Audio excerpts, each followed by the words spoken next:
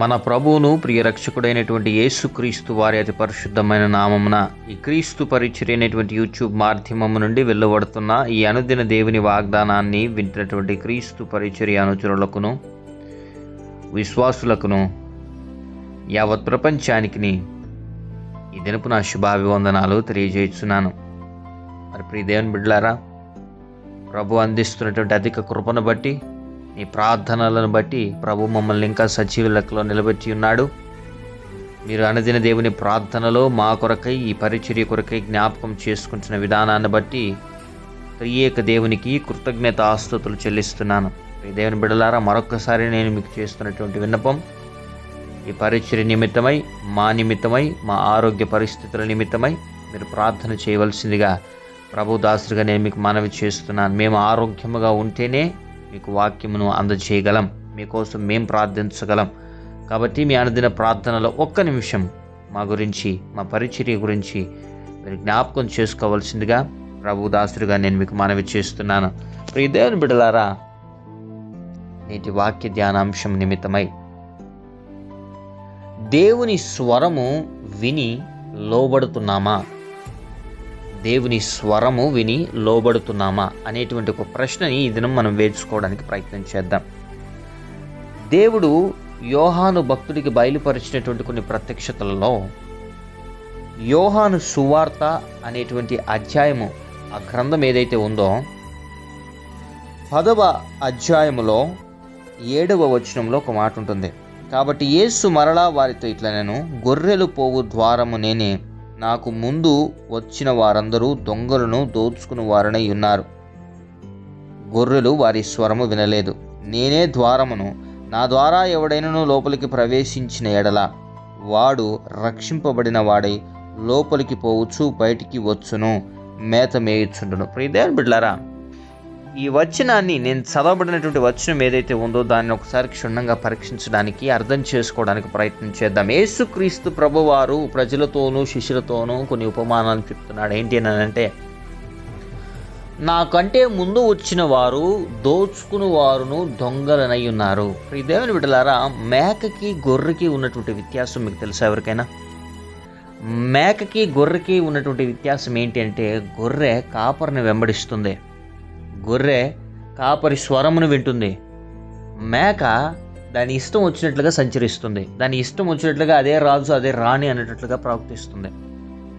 గొర్రె మాత్రం సాత్వికమైనటువంటి స్వభావం కలిగినదై కాపరి మంటల్లోకి దిగితే మంటల్లోకి దూకే స్వభావము కలిగినటువంటి, మనస్తత్వము కలిగినటువంటి ఒక జంతువే గొర్రె. దేవుడు అందుకనే తన బిడలైనటువంటి ప్రజలని, అంటే కాపరి ఎలా వెళితే అలా వెంబడిస్తారు వాళ్ళు గుడ్డిగా అనేటువంటి నమ్మకాన్ని కలిగి యేసుక్రీస్తు ప్రభువారు అంటాడు, గొర్రెలు పోవు ద్వారము నేనే అని.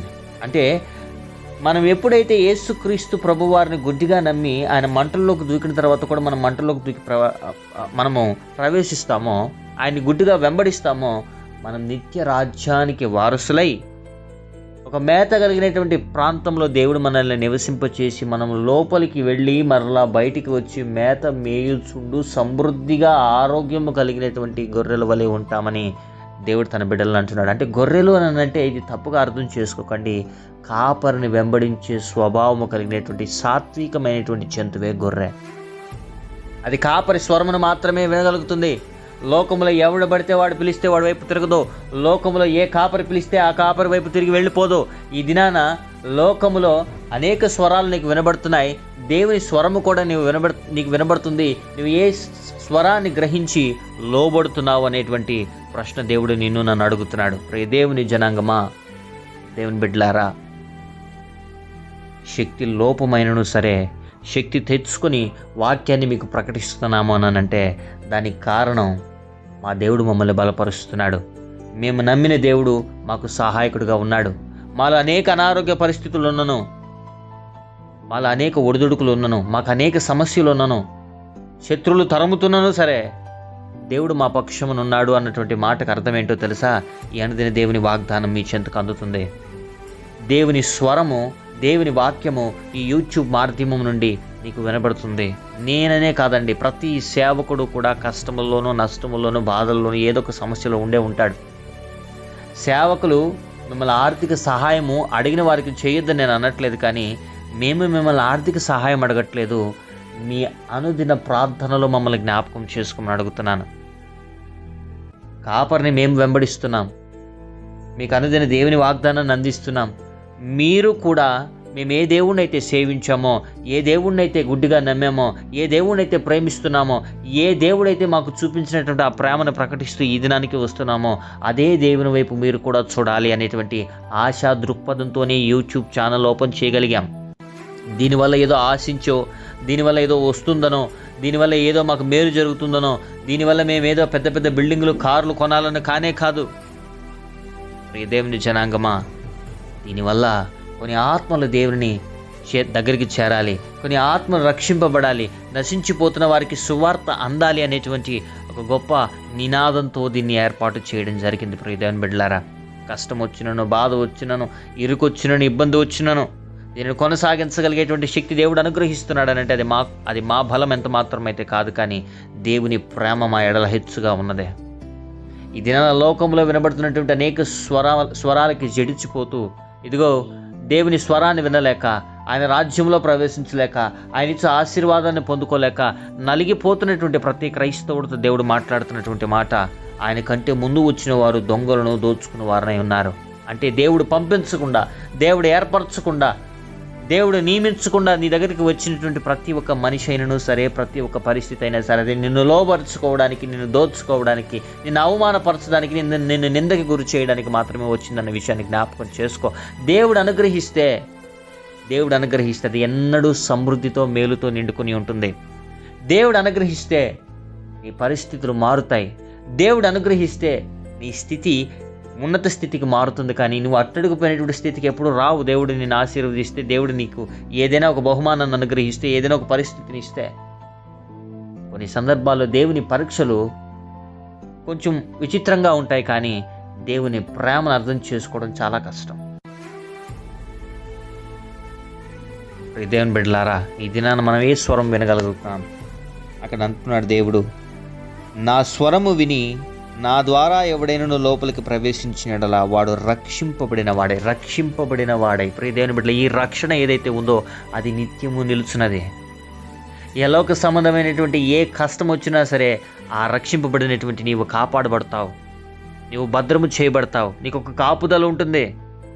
ఇది నాన్న ఏ కాపుదల లేనటువంటి స్థితిలో, ఏ రకమైనటువంటి పరిస్థితి అయినా సరే ఎదిరించలేనటువంటి స్థితిలో భయభ్రాంతులకు గురై ఇది నాన్న నలిగిపోతున్నావేమో, ప్రియ సహోదరి సహోదరుడా, ప్రభు నీతో మాట్లాడుతున్నాడు, నిన్ను సందర్శిస్తున్నాడు.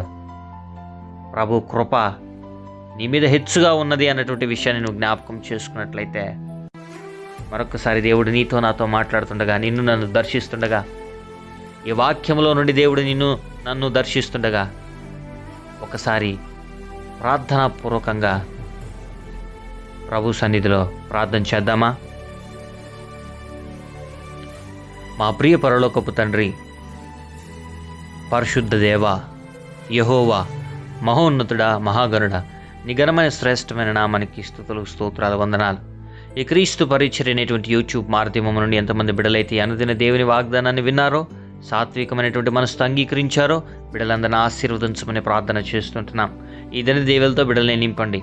నజరేయుడైన యేసయ్య అతి పరిశుద్ధమైన నామములో బిడ్డలకి విరుద్ధముగా పోరాడుతున్నటువంటి సకల విధములైనటువంటి దురాత్మ చీకటి అంధకార సమూహముల నుండి విడుదలను అనుగ్రహించమని ప్రార్థన చేస్తున్నాం.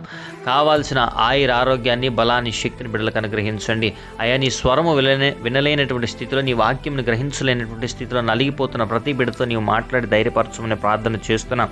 అయా నాయన, ఏదైనా నీ దగ్గర నుంచి వస్తే అది ఆశీర్వదింపబడినట్లుగానే ఉంటుందని గ్రహించగలిగిన కృపను బిడ్డలకు అనుగ్రహించండి. అనారోగ్య పరిస్థితులు ఉన్న ప్రతి బిడ్డలను ఆశీర్వదించండి. ప్రభువును ఆదరించండి.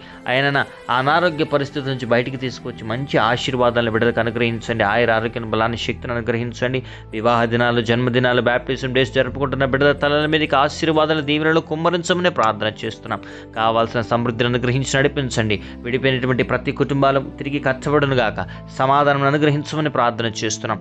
ఉద్యోగలేమితో బాధపడుతున్నటువంటి ప్రతి బిడ్డలకి మంచి ఉద్యోగాలు వచ్చును గాక.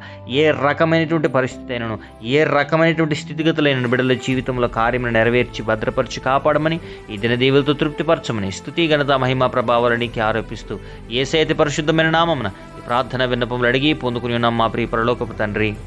Amen, amen, amen. Praise the Lord. May God bless you all.